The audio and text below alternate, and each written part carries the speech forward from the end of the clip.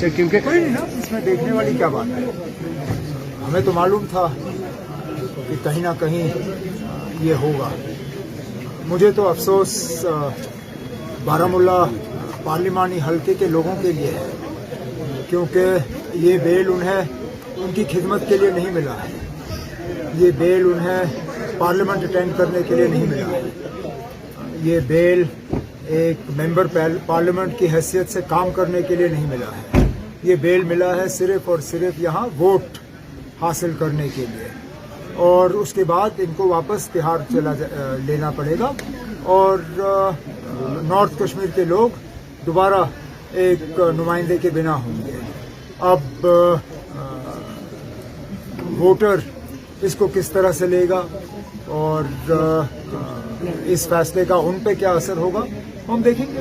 National conference को इससे नुकसान समझ के और मतलब बड़े एहतियात से इस मामले में कदम रख रहा था, लेकिन अच्छी बात है कि जो बात बहुत लोग सोच रहे थे वो महबूबा मुफ्ती साहिबा ने खुल के की।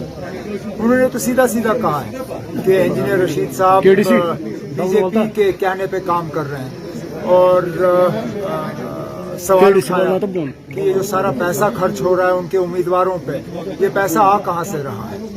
अब देखें, अगर इसका जवाब AIP से आ जाता है, हम तो इन लोगों का मुकाबला करते रहेंगे। और हमारी वोटरों से एक ही गुजारिश है कि इस इलेक्शन में अपने वोटों को वो तकसीम ना होने दें, क्योंकि बीजेपी की लगातार साजिश है। और जैसे वजीर दाखिला ने अपने प्रेस कॉन्फ्रेंस में कहा, वो AIP, PC, इन बाकी पार्टियों के साथ कल हुकूमत बनाने के लिए तैयार होंगे। तो लोगों को अगर बीजेपी की हुकूमत बनानी है तो इन तंजीमों की मदद करें। उमर साहब, आप लगातार अलायंस की बात कर रहे हैं, लेकिन एक तरफ आपके जो इत्तेहादी है, एक आप परवार कर रहे हैं तो दूसरा स्टेटमेंट दे रहा है, तो कैसे देखते हैं अलायंस पे? कोई सुनिए, वो बेवकूफ है बानिहाल वाला, उसको अपनी जबान पे कंट्रोल नहीं है, लेकिन उसकी अपनी पार्टी ने उसके बयान को जो है उसके खिलाफ एक बयान जारी किया है। अब वो बानिहाल वालों को इतनी फ्रस्ट्रेशन क्यों है, उसको अपने ज़बान पे कंट्रोल क्यों नहीं, मुझे इसका जवाब मेरे पास है नहीं। लेकिन कम से कम कांग्रेस की तरफ से उसके बयान को नोटिस किया गया और उसके खिलाफ कांग्रेस पार्टी ने अपनी आवाज़ उठाई। हमारे लिए मामला वहीं पे खत्म हो जाता है। उमर साहब, जब हमने बयान दिया तो स्टेज पे आपने कहा कि मुझे बाद में समझ आया कि मेरे खिलाफ जो सियासत की जाए, क्या उसकी कड़ी को आज इस तरह देखे कि जब आप इंजीनियर की बेल कुछ तो है कि ये जेल में बैठे हुए लोग सिर्फ मेरे पीछे ही पड़ जाते हैं। मतलब ये कोई मामूली बात नहीं है ना। इंजीनियर रशीद का एक बार लड़ना मैं समझ सकता हूँ कि ये कोइंसिडेंस है, ये ऐसे ही हुआ, लेकिन इस इलेक्शन में एक आदमी को 2 सीटों पे लड़वाना, और एक पे तो चलिए उनका निशाना ठीक रहा, वो गांधरबल आए, दूसरे पे उनका निशाना गलत रहा।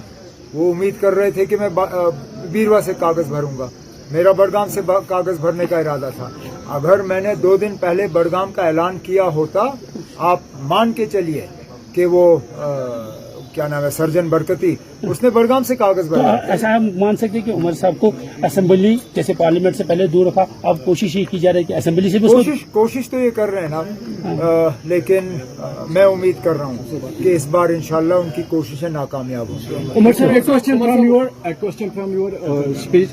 Can we say that Umar Abdullah is of the opinion that independent candidates are the propaganda? मैंने ये पहले ही कहा है ना, ये आपको आज कोई नई बात मैं नहीं कह रहा हूँ।